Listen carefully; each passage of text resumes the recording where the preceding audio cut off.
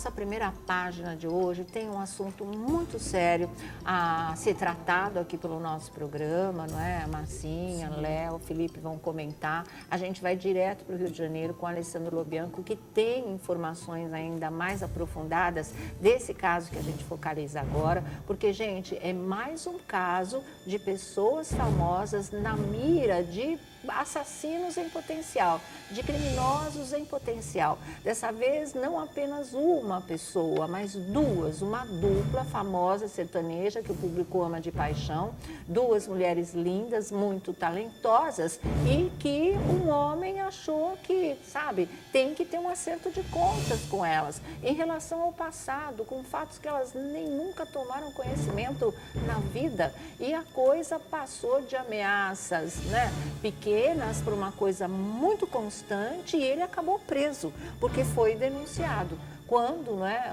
os responsáveis pela carreira de Simone e Simária sentiram que a coisa estava ficando perigosa, aí resolveram denunciar. O delegado lá no Rio Grande do Sul já tomou as devidas providências, ele já está preso, mas isso não diminui o medo, né, de muita gente famosa se ver numa situação parecida. Elas mesmas não estão tranquilas em relação a esse tipo de coisa. Daqui sai, e aí fica como? Vai começar tudo outra vez? Né? Ele acha que tem músicas que as duas cantam que são indiretas para ele. Ele acha que tem uma música porque tem um número no título que tem a ver com um fato que aconteceu no passado, quando ele sofreu um atentado. Então, elas estão se referindo àquele atentado, onde elas teriam culpa também nessa situação. Então, o que se dá conta é de uma pessoa absolutamente desequilibrada, que cismou com Simone e Simária, acha que tem elo com elas desde os anos 90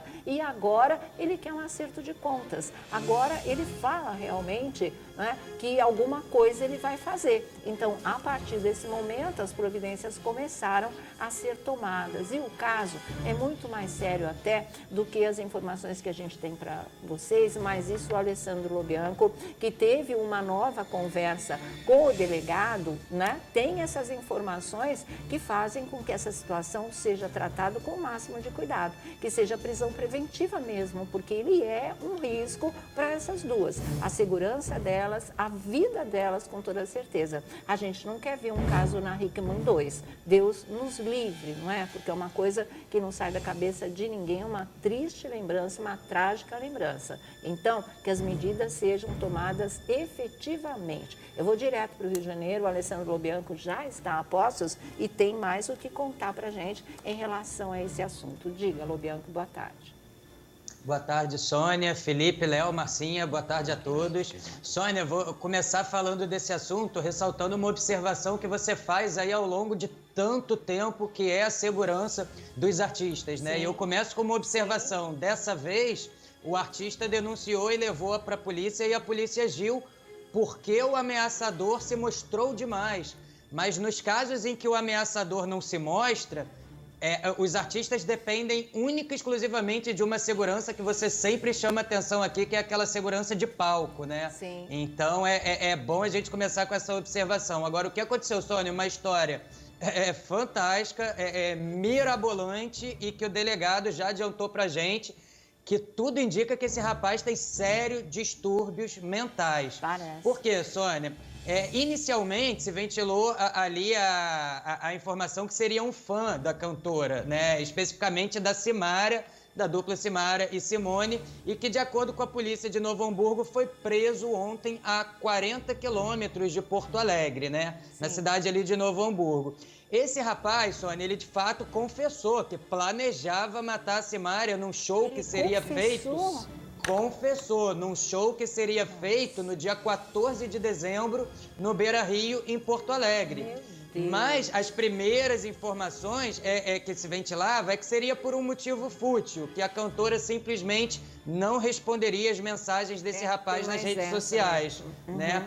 Mas ali, depois que ele começou a prestar depoimento, a gente foi vendo que a loucura era muito maior. Eu vou só resumir aqui o factual e vou dar esses detalhezinhos exclusivos que o delegado passou pra gente. De factual, Sônia, esse rapaz permanece preso ainda na delegacia de Novo Hamburgo, está aguardando uma transferência para o presídio de São Paulo, e a polícia de Novo Hamburgo já constatou que ele tem diversas passagens por vários delitos. Os que chamam mais atenção: delitos de furto, delitos de roubo, delitos de agressão e inclusive delitos de desacato contra autoridades. Ou seja, só faltava um homicídio aí para completar a ficha aí desse rapaz. Sim. De acordo com a Polícia Civil, Sônia, esses ataques, eles se intensificaram muito nas últimas 2 semanas. E foi o momento de agir, porque nessa intensificação de ataques, o próprio ameaçador começou a falar publicamente que iria agir no dia 14.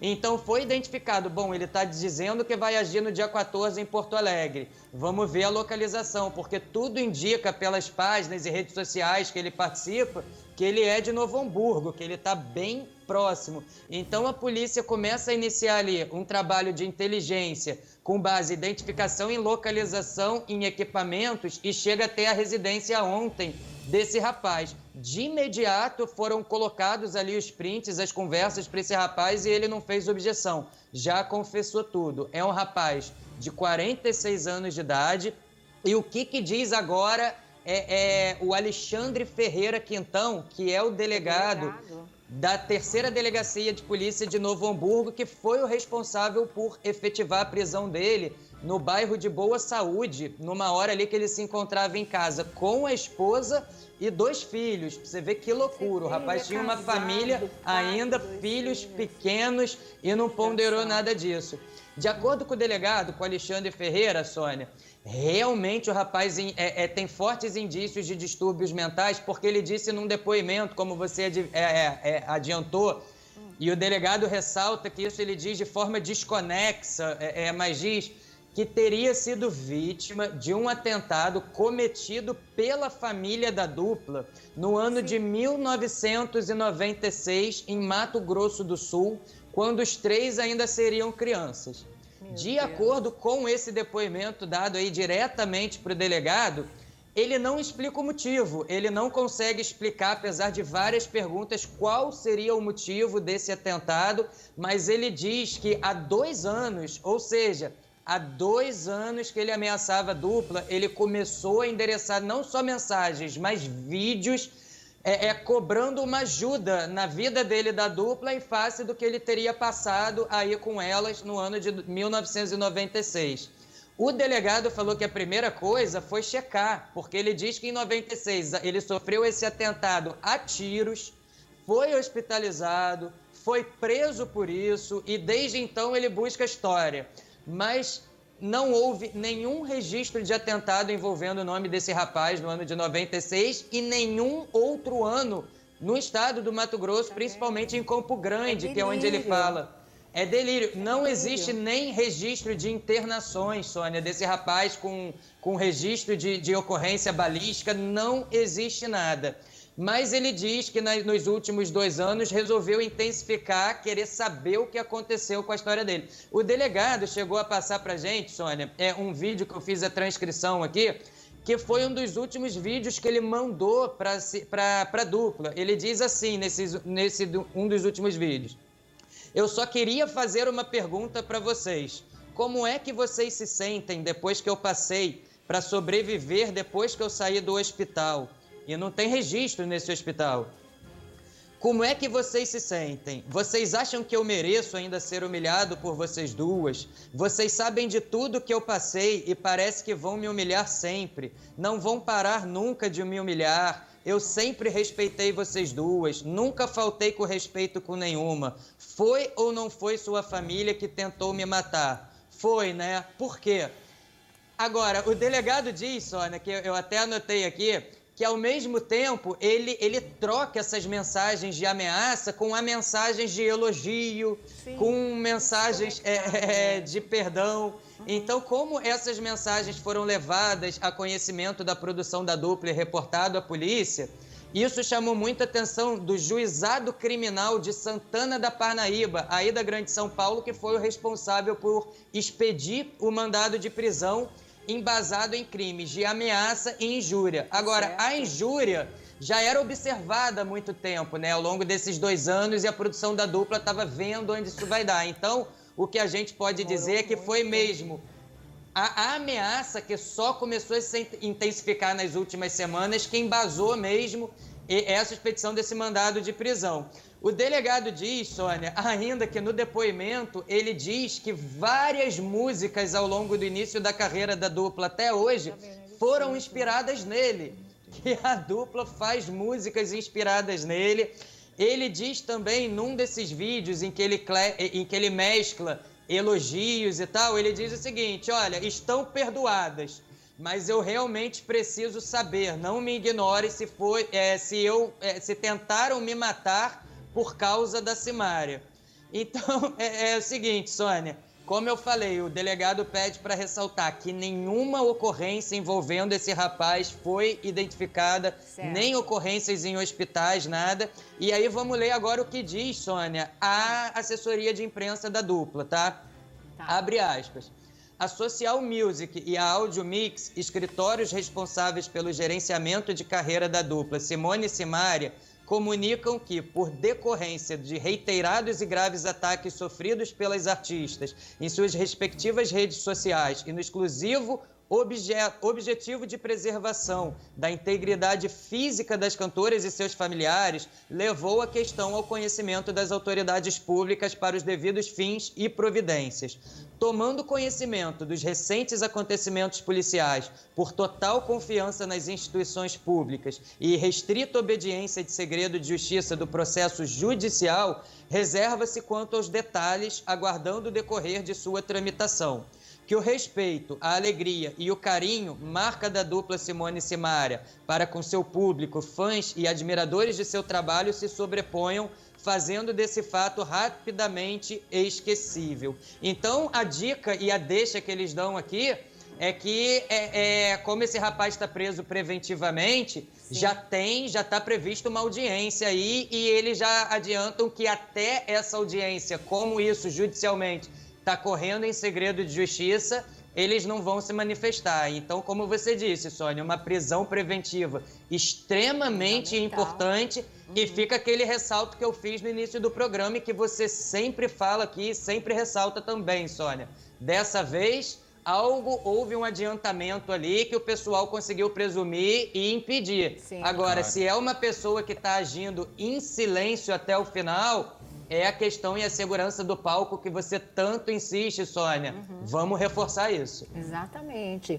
Me fala uma coisa, porque aqui a gente está falando fã de Simária, não é um fã, isso é um perseguidor. A cisma dele está sendo colocada em cima da dupla, Simone e Simária. Mas também o que se sabe, já que é sigilo de justiça, é que ele era mais focado na Simária. Quem ele pensava em matar é a Simária, na verdade. Na Simária. Né? Ele diz isso em depoimento, que era Simária, mas ele começa a implicar com a Simone porque, na ausência de respostas endereçadas ao perfil da Simária, ele começa a partir para cima da dupla. Sim. Mas ele é enfático em falar que é a Simária. E conversando com a delegacia, isso é uma coisa que eles também falam, isso não é um fã. É a mesma coisa do enquadramento da Ana Hickman. É um fanático, né? Verdade. É um fanático, e um fanático é um perseguidor, né? É um cara que só sossega quando as coisas passam do limite. E quando passa do limite é imprevisível o que possa acontecer. Por isso que é bom mudar o nosso GC, porque de fã não tem nada. É um fanático, é um perseguidor, não é? É um criminoso em potencial, e aliás é um criminoso porque ele já tem passagens pela polícia, então a coisa é muito séria. A gente está falando de músicas até das duas, ou que elas cantam, e que ele achava que era uma indireta para ele, que sempre elas estão, né, mandando recados para ele. E segundo o G1, a canção 126, ou 126 cabides, na verdade, que é o título, que é uma música do compositor Tatal, do Araqueto, ele diz que ele cisma que essa música e esse título fazem uma referência a 1º de fevereiro de 1996, data em que ele teria sofrido o atentado do qual ele culpa aí a família da Simone e Simária e tudo que aconteceu de ruim na vida dele, e ele acha que elas têm que pagar por isso, mas principalmente a Simária. E quando ele diz em depoimento, isso foi perguntado, porque ele diz em depoimento que ele não aguenta mais ser humilhado pela dupla. Pois é, e o delegado perguntou que humilhação é essa? E aí é quando ele aponta essas músicas. Ele diz, elas estão fazendo músicas para humilhar a situação que eu passei. Então, assim, o delegado falou, é uma coisa completamente descabida. É bem claro ali os transtornos mentais que esse rapaz representa, porque ele fala, mas ele fala tudo desconexo. Sim. Toda essa historinha que a gente está contando, o delegado teve que juntar para entender que era um atentado em 1996, porque realmente é tudo muito desconexo. Com certeza, né? E a gente ainda, infelizmente, lembrando o caso da Ana Hickman, tudo também para aquele perseguidor era indireta, era mensagem subliminar, até um vestido amarelo que ela usou. Exatamente. E que ele achou que era um sinal, né, para ele, okay. Caminho livre, de ok, ó, tô afim também, alguma coisa assim, quer dizer, é muito sério, isso é muito sério, graças a Deus, dessa vez, como você falou, o pessoal estava antenado, estava ligado, já vinha percebendo, acho até apenas uma opinião pessoal em cima de apenas isso que nós temos conhecimento no momento, que o pessoal demorou um pouquinho, de repente ele poderia agir mais rápido, essas pessoas, elas agem no impulso, no repente, né? Calcula há muito tempo, imagina para tal data, mas de repente explode, vai e faz. Então não é para ficar observando tanto tempo não. Já achou esquisito, já achou suspeito, já vai lá e denuncia, porque deixa que aí a polícia vai ver a dimensão da história realmente, já vai impedir que alguma tragédia aconteça. Perguntas estão liberadas. Só para completar, Sônia, uma informação importante do delegado. Sim. Esse rapaz, ele é usuário de drogas pesadas há 20 anos, que a delegacia falou, e só uma para resumir por que isso demorou tanto, e o delegado ressalta. É importante as pessoas identificarem o peso de uma injúria, porque normalmente quando recebe injúria, não denuncia, só denuncia quando chega a ameaça, mas tem muita injúria que de forma velada, ela vem carregada de ameaça. É verdade mesmo, essa coisa é bastante complicada. Não, e tem que ter. E assim, as drogas, todo mundo sabe, elas fragmentam a personalidade, elas desmontam a pessoa, desmontam a mente, né? Por isso que fica tudo desconexo dessa maneira. E potencializa também qualquer tipo de problema mental que se tenha. Agora, se ele já, você falou, se ele já tem uma lista ali de delitos, ele inventou na cabeça dele essa história, como muitos fanáticos fazem e acreditam piamente, o do John Lennon. Cria uma realidade Cria uma realidade paralela que não existe, acham que tudo que o artista faz é em função dele, porque ele é o centro do mundo, do universo, né? Ele que é. E é muito sério, ainda bem que a polícia foi lá. Agora, esse cara tem que passar por exames mentais, ele tem que... não botar mais o pé na rua. É isso que eu queria saber do Lobianco. Lobianco, boa tarde, querido. Em nenhum momento o delegado não falou sobre a possibilidade dele passar sobre uma avaliação psiquiátrica, já que ele tem essa intercorrência aí com o uso de droga, enfim. Em nenhum momento ele falou nada disso. Então, o delegado foi bem enfático, Felipe, em dizer que tudo indica que ele tem problemas psiquiátricos. Claro. Então, isso, no fechamento agora do inquérito, o delegado coloca nas considerações finais do inquérito, né, no pedido de indiciamento ou não, o que ele acha sobre o lado clínico, né? Ele faz uma sugestão. E aí sim, quando isso vai a juízo e começa as audiências, a própria justiça solicita uma perícia psicológica e mental, né, em cima da pessoa antes que ela comece a se defender ali dentro do processo. Muito complicado, Léo. Então, tudo indica que o delegado vai apontar isso, né, na conclusão aí desse inquérito. Porque ele já falou que configura fortes indícios de que esse rapaz tem distúrbio mental, sim. É um caminho natural, é exatamente esse, encaminhar por essa linha, né, de manicômio judiciário, alguma coisa, e investigar e deixar ele ali, porque é muito perigoso. Ele falou que ia atacar num lugar, mas na cabeça dessas pessoas você dá pista falsa. Sim. Você fala, vou atacar ali, no Rio Grande do Sul, sei lá, não. Elas vão para Manaus e ele corre lá. Exatamente. É muito perigoso isso. A gente ouvindo o Lobianco falando desses delírios desse cara, dá até vontade de rir. Mas seria muito cômico se não fosse uma coisa muito séria e muito trágica, né? É verdade. Porque é tão surreal tudo que esse cara fala. Mas olha, vamos nos ater só aos fatos que a gente já tem aqui. O cara é usuário de drogas há mais de 20 anos, como o Lobianco mesmo nos trouxe, droga muito pesada, já desacatou, já roubou, já ameaçou. O que mais a gente está esperando para tirar um elemento desse da rua? Definitivamente, né? Tirar mesmo, porque é um perigo mesmo, né? Agora, gente, essas autoridades precisam se ater ao fato de que esse cara é um perigo e realmente tirar esse cara da rua definitivamente. E não é nenhuma jurisprudência, né? Porque isso já aconteceu com uma apresentadora, isso já aconteceu com a Ana Hickman, né? Então não é um caso novo, temos que estudar como vamos agir dessa forma. Não sou advogado, mas eu ouço falar tanto em jurisprudência no nosso país, que é tudo, vamos estudar como vamos avaliar o caso, né? Então, é já tirar a pessoa realmente de circuito, coloca, isola e deixa realmente guardadinho ali. Porque é doente, né? A gente não pode, é perseguidor, mas realmente tem um indício aí forte de um problema psiquiátrico e um doente todo mundo que é perseguidor tem que ter um desequilíbrio psiquiátrico. Então, né? infelizmente, o que todo mundo precisa entender urgente é que, assim como quer a assessoria da dupla, tornar esse fato esquecível, rápido, vai muito além de simplesmente parar de falar do assunto. Exatamente. Até porque uma providência muito artistas passam pela mesma situação e é muito complicado.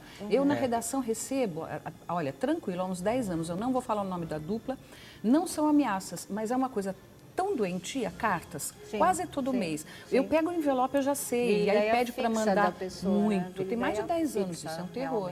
Viu?